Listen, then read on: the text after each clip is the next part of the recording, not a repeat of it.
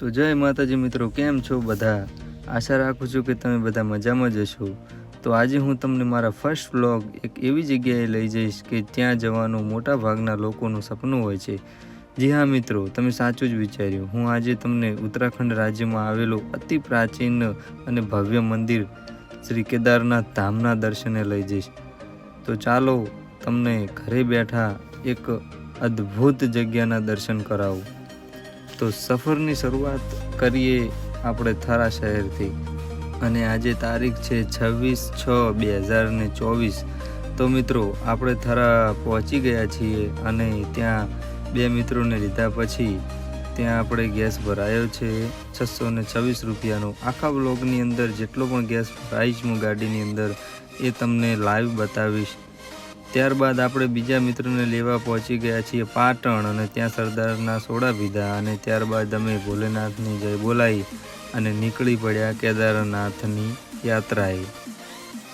ત્યારબાદ ડીસાથી પાલનપુર, અને ત્યારબાદ આબુ રોડ પર અમે આપણા ગુજરાતના ભાવનું પેટ્રોલ ભરાવ્યું, કેમ કે ત્યાં બીજા રાજ્યોમાં ભાવ અલગ અલગ હોવાથી અહીંથી જ પેટ્રોલની ટાંકી અમે ફૂલ કરી દીધી, અને અહીંયા 3549 રૂપિયાની અંદર ગાડીની ટાંકી ફૂલ થઈ ગઈ।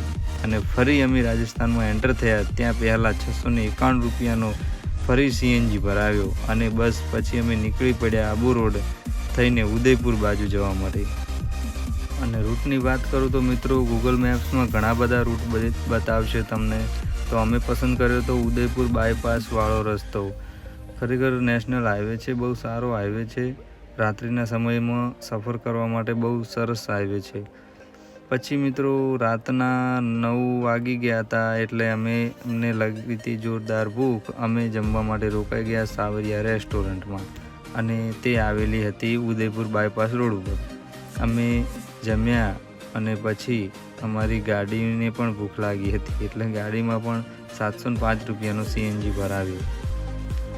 ત્યારબાદ રાજસ્થાનમાં ચાલુ વરસાદમાં આખી રાત ગાડી ચલાવી અને સવારે પહોંચ્યા અમે જયપુર, અને ત્યાં ફરી 874 રૂપિયાનો સીએનજી ભરાવ્યો। અને ત્યારબાદ મિત્રો સવાર પડી ગઈ હતી, એટલે અમે 7:30 વાગે જયપુર હાઈવે ઉપર ચા પાણી કર્યું, અને થોડા આગળ નીકળી દિલ્હી જયપુર એક્સપ્રેસ રોડ પર 360 રૂપિયાનો સીએનજી ફરી ભરાવ્યો। અને ત્યારબાદ સતત ચાલ્યા બાદ મિત્રો ઘણા બધા સિટીઓ રસ્તામાં આવે છે, અને અમે પહોંચ્યા બાગપતમાં બપોરે 1:30 વાગે। તો અમને લાગી હતી જોરદાર ભૂખ, તો ત્યાં અમે દેશી ઢાબાનો સ્વાદ માણ્યો, જેનું નામ હતું વંશ શાકુંભરી ઢાબા। અને ત્યારબાદ ત્યાંથી નીકળી ગાડીમાં ફરી 559 રૂપિયાનો શામલી શહેરમાં પેટ્રોલ ભરાવ્યો મિત્રો। તો ચાલતા ચાલતા અમને સાંજ પડવા આવી ગઈ હતી, પરંતુ હજી હરિદ્વાર આવ્યું નહોતું મિત્રો। આજુબાજુના લોકેશનની મજા માણતા માણતા 6:30 વાગે અમે હરિદ્વાર પહોંચ્યા, અને ત્યાં પહોંચ્યા બાદ જાણવા મળ્યું કે બનાસકાંઠા જિલ્લાના શિહોરીના વાસી એવા સમાજસેવક શ્રી જયરામભાઈ ભુવનદાસ રાજગોરની એક જોરદાર ધર્મશાળા આવેલી છે, જેનું નામ છે આનંદ ધામ। હા મિત્રો, ગૂગલ મેપ્સમાં પણ સર્ચ કરશો તો તમને સરળતાથી મળી રહેશે। ત્યાં ગયા પછી તો મેં મારી લાઈફમાં આટલી ક્લીન અને ભવ્ય ધર્મશાળા કદી જોઈ જ નથી। જાતે જ ભરપેટ જમવાનું, એ પણ રહેવા જમવાનું એકદમ નજીવા ભાવે મિત્રો। ખરેખર હરિદ્વારમાં આનાથી વિશેષ અને ખૂબ જ સારા વાતાવરણમાં આવેલ છે આ ધર્મશાળા।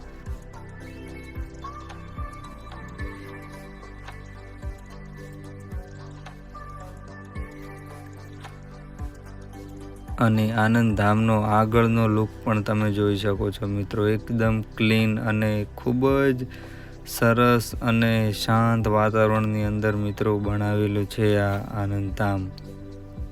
અને તમે જુઓ બાથરૂમની સ્વચ્છતા પણ જોઈ શકો છો, ગીઝર ફૂલ ઠંડુ અને ગરમ પાણી બંને આવે, ફૂલ એસીવાળા room, double bed, single bed, તમે જે પ્રકારે રૂમ તમારી રિક્વાયરમેન્ટ હોય એ પ્રમાણે માંગી શકો છો।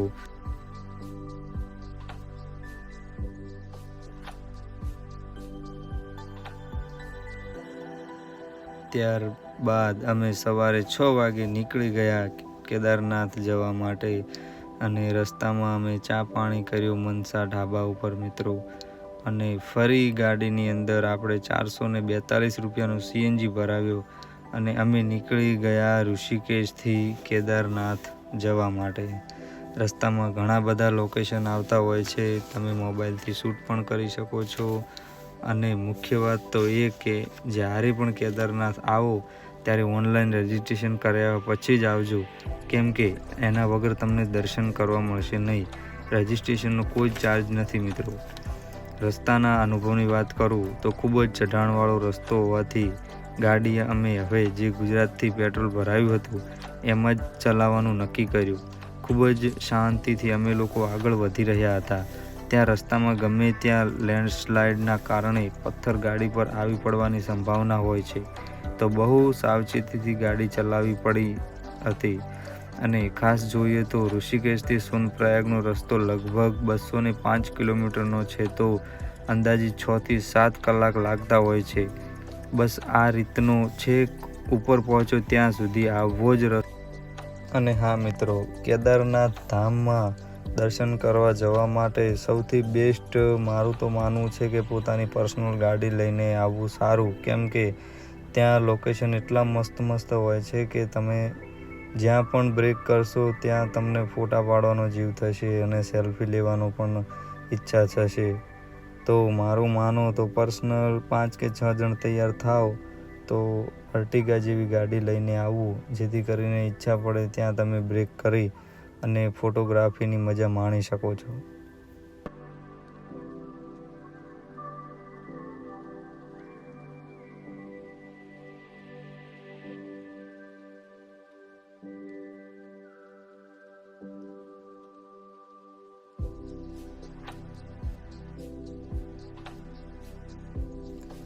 જો તમે અધર સ્ટેટમાંથી ગાડી લઈને જાઓ છો તો મિત્રો ડ્રાઇવિંગ લાયસન્સ, પછી આધાર કાર્ડ અને ગાડીની ચોપડી, વીમો, PUC આ બધું કાગળ ઓકે કરીને રાખજો મિત્રો. ક્યાંય પોલીસવાળા રોકતા નથી, પરંતુ જો કંઈ એવી ઇન્ક્વાયરી હશે તો તમને ગાડી ઊભી રખાઈને એ લોકો ડોક્યુમેન્ટ માંગશે. જે માંગે ત્યારે આપણે રજૂ કરવા. બાકી કોઈ પણ જાતની ત્યાં પહોંચશો કેદારનાથ ત્યાં સુધી કોઈ જાતની હેરાનગતિ નથી મિત્રો. તો અચૂક તમારા ગાડીના ડોક્યુમેન્ટ સાથે લઈને આવવા નમ્ર વિનંતી.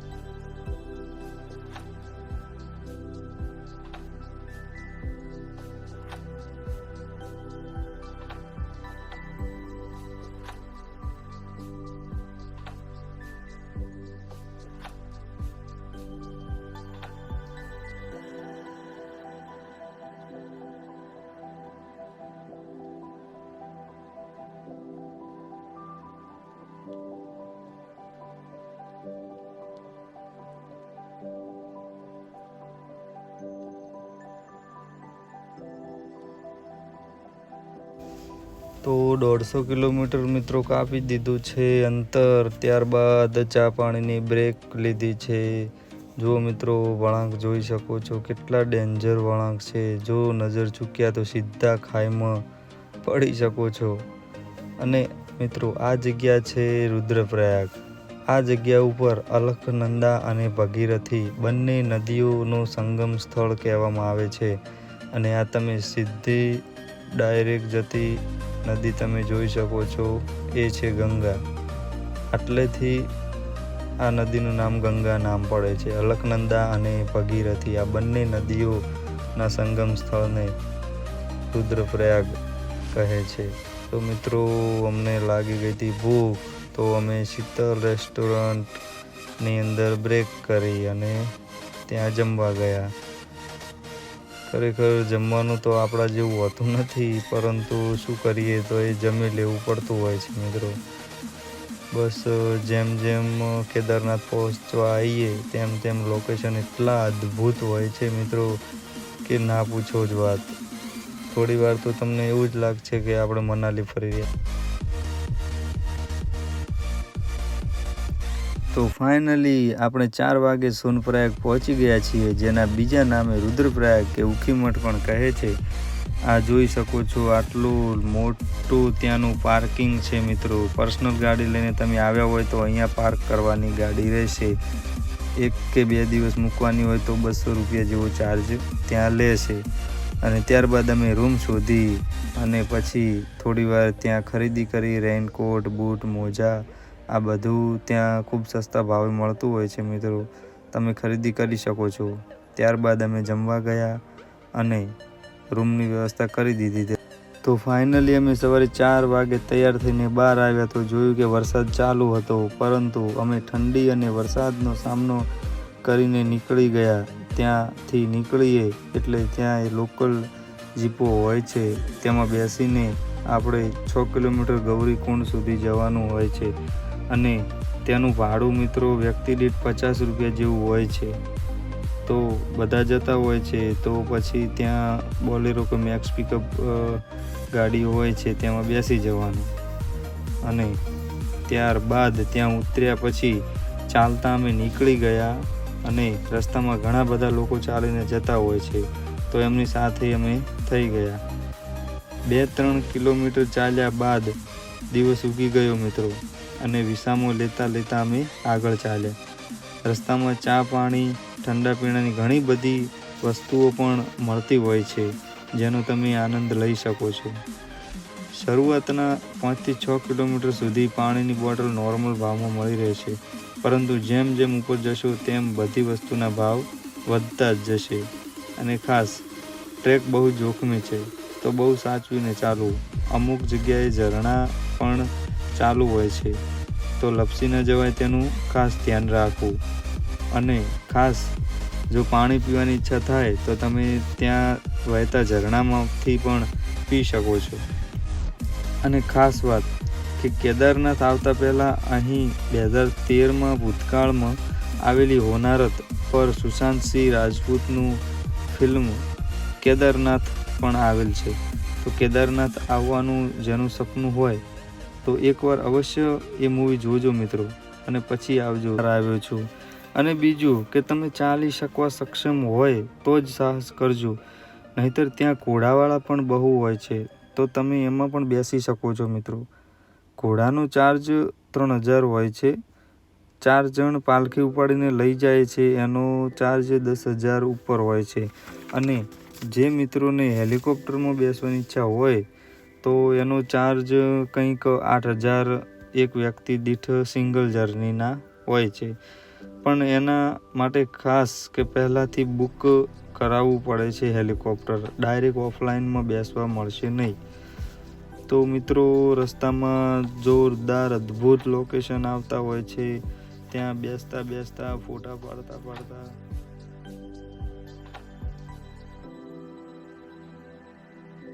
કે વાદળ ખૂબ જ નજીક આવી ગયા છે મિત્રો. અને જ્યાં પણ તમને થાક લાગે ત્યાં ટેન્ટની સુવિધા ઉપલબ્ધ જ હોય છે મિત્રો. તો તમે ત્યાં ટેન્ટમાં રોકાઈ અને થોડીવાર આરામ કરી ને આગળ જઈ શકો છો. અને જેટલેથી મિત્રો તમે થાકો ત્યાંથી ખચ્ચર ઉપર પણ બેસી શકો છો, અને ત્યાં પણ ઓછા ભાવમાં તમને જેટલા ઉપર તમે જશો એમ તમને ઓછા ભાવમાં ખચ્ચર મળી રહેશે. તો ફાઇનલી આપણે ભોલેનાથના દરબારમાં પહોંચી ગયા છે, અને ટૂંક જ સમયમાં તમને લાઈવ દર્શન કરાવીશ, તો અંત સુધી બન્યા રહેજો મિત્રો. મંદિરના ઇતિહાસ વિશે ટૂંકમાં વાત કરું તો મૂળ પાંડવોએ કેદારનાથનું મંદિર બનાવ્યું હતું અને વર્તમાન મંદિરની સ્થાપના આદિગુરુ શંકરાચાર્ય દ્વારા કરવામાં આવી હતી, જેમણે 8મી સદીમાં મંદિરની ભવ્યતા પુનઃસ્થાપિત કરી હતી. મંદિર 1200 વર્ષથી વધુ જૂનું હોવાનું મનાય છે. આ મંદિર એ ભારતમાં 12 જ્યોતિર્લિંગ પૈકીનું એક છે અને ખાસ અહીં પહોંચતા અમને બપોરના 1 વાગી ગયા હતા. જો તમે પણ ગયેલા હોય તો કોમેન્ટ કરજો તમને કેટલો સમય લાગ્યો તો ચડતા. ત્યાં રહેવા જમવા માટે આજુબાજુની હોટલો, રૂમો અને ટેન્ટમાં વ્યવસ્થા કરવામાં આવેલ હોય છે, પરંતુ બધાનો ભાવ અલગ અલગ હોય છે. મારું માનો તો દર્શન કરી નીચે રોકાવું સારું, કેમ કે રાત્રે અહીં ઠંડી માઇનસમાં પણ હોય છે. તો જો તમે ગરમ કપડાં ના લઈને ગયા હોય તો અવશ્ય લઈને જજો, નહીંતર માંદા પડવાના ચાન્સ રહેશે. અને અહીં મંદિર ઊંચાઈ પર હોવાથી ઓક્સિજન લેવલ પણ ઘટી જવાની સંભાવના હોય છે.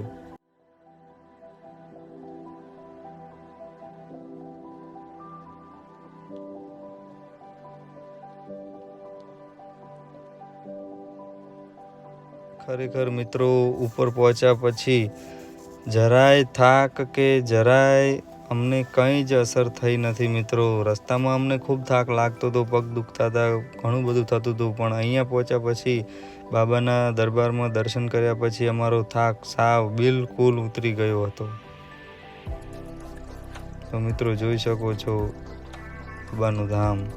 અને ત્યારબાદ અમે ફરી નીચે ઉતરવાનું શરૂ કર્યું મિત્રો. અને ત્યાંથી ઉતરવામાં અમે ખચ્ચરનો સહારો લીધો હતો મિત્રો. અને તે કંઈક અમારે ભાડું થયું હતું 1500 જેવું ઉતરવાનું મિત્રો.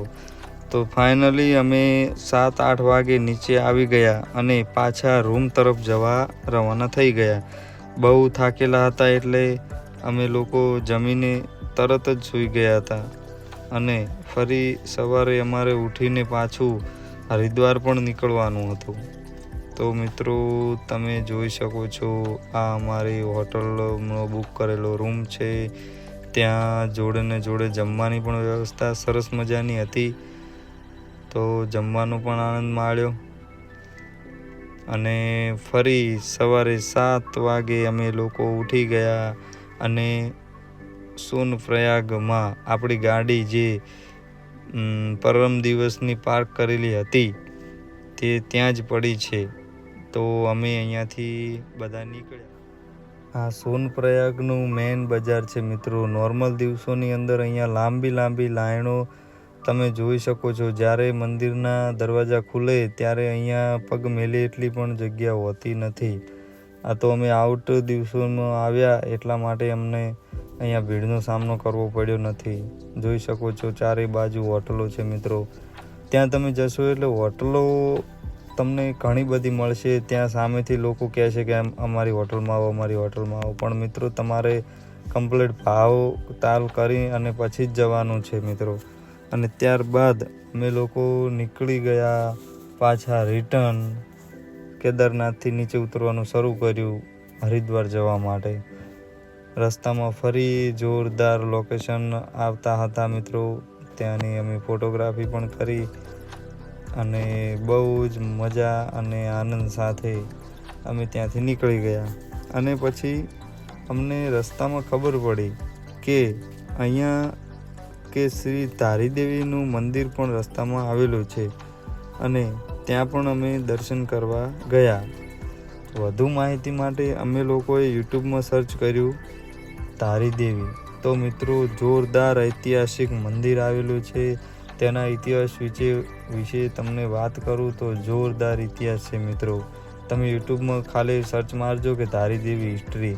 મિત્રો બધું જ તમને એક જ લિંકની અંદર મળી જશે. અહીંની મૂર્તિ દિવસમાં 3 વાર ચહેરાનો હાવભાવ મિત્રો બદલે છે. અને ત્યાં બોટિંગ અને બીજી ઘણી બધી રાઈડો પણ અવેલેબલ છે મિત્રો. અને જે 2013માં પૂર આવ્યું હતું મિત્રો, એવું કહેવાય છે કે આ મંદિર અહીંયા નદીની વચ્ચે જ છે. તો નદી વચ્ચેથી હટાવવાની વાત પ્રશાસન દ્વારા કરવામાં આવી હતી. તો ખાલી વાત કરી હતી એમાં માતાજી ગુસ્સે થઈ ગયા અને જે પ્રલય આવ્યો એ મિત્રો 2013માં તમે બધાએ જોયો જ છે. તો માતાજી કે મારે અહીંયા જ બેસવું છે, પછી આ મંદિરને કે આ મૂર્તિને હજુ સુધી કોઈ હલાવી નથી. ત્યાં ખૂબ જ શ્રદ્ધાળુઓ પણ આવતા હોય છે મિત્રો, જોઈ શકો છો. ત્યાં પાણી વચ્ચે જ મંદિર છે, જુઓ મિત્રો.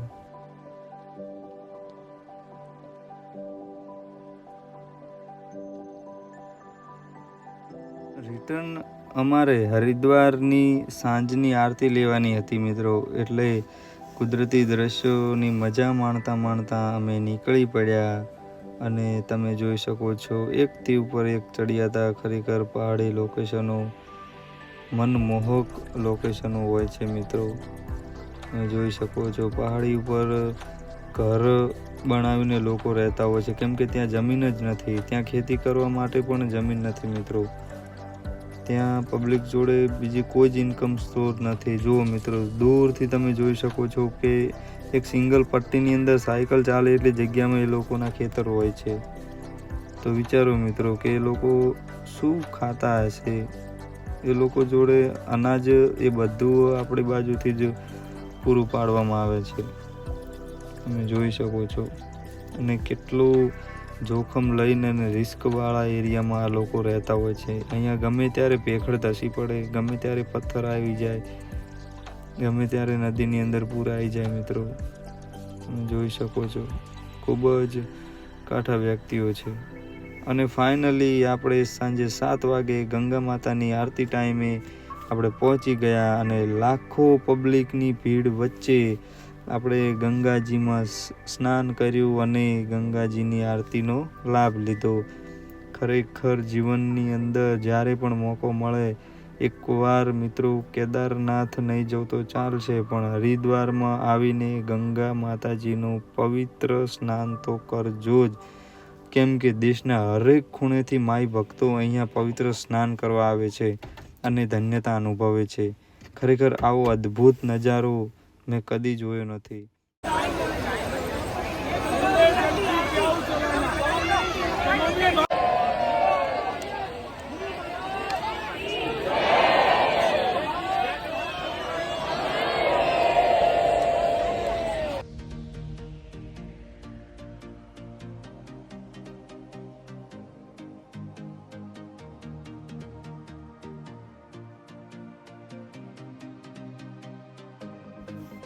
અને ત્યારબાદ ત્યાંની બજારની અંદર અમે ઘણી બધી ખરીદી કરી અને એક બોટલની અંદર ગંગાજળ પણ ઘરે લઈ જવા માટે લીધું હતું મિત્રો. ત્યાં ઘણી બધી બોટલો અને કેન પણ તમને મળશે, ત્યાં ઉપલબ્ધ જ હોય છે. 40, 50, 100 રૂપિયાના તમે ગંગાજળ ઘરે પણ લઈ જઈ શકો છો.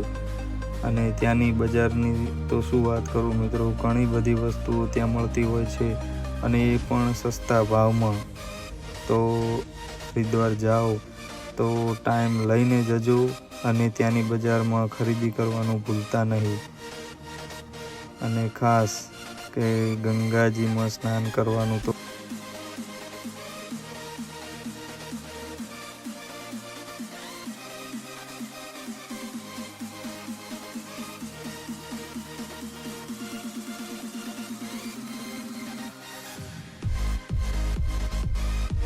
સવારે અમે દિલ્હી પહોંચ્યા, દિલ્હી બાયપાસવાળા રસ્તે. અને ત્યાં દિલ્હી જયપુરવાળા રસ્તે લગભગ 1 ધાર્યા ચાલ્યા પછી અમે સિરોહી પહોંચ્યા સાંજે અંદાજિત 8 વાગે. અને મિત્રો ત્યાં પછી રસ્તામાં રેવદર, મંડાર, પાંથાવાડા થઈને ડીસાથી ડાયરેક્ટ થરા અંદાજે અમે રાત્રે 2 વાગે અમે રિટર્ન ઘરે પહોંચ્યા. તો મિત્રો રસ્તામાં કરેલું આપણે ચા પાણી જમવાનો ખર્ચો એડ કર્યો નથી. અને દિલ્હી પછી 3 વાર ગેસ ભરાયો અંદાજિત 2000નો, તો પછી અમે એ પણ એડ કર્યો નથી. પણ તમારે એ 2000 એડ કરી અને આગળનો ગેસ અને પેટ્રોલ જે 3500 રૂપિયાનું આવ્યું હતું એ ટોટલ એડ કરી અને તમારે મને કહેવાનું છે કે ટોટલ ગેસ અને પેટ્રોલ કેટલું આવ્યું ગાડીની અંદર કેદારનાથની યાત્રામાં.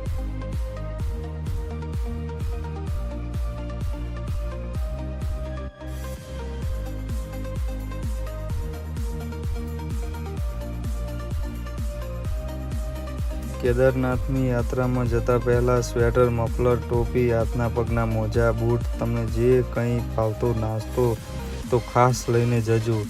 કેમ કે અમુક જગ્યાએ તો આપણા એરિયાની કોઈ જ વસ્તુ મળતી નથી મિત્રો, વેફર પણ નહીં મળે.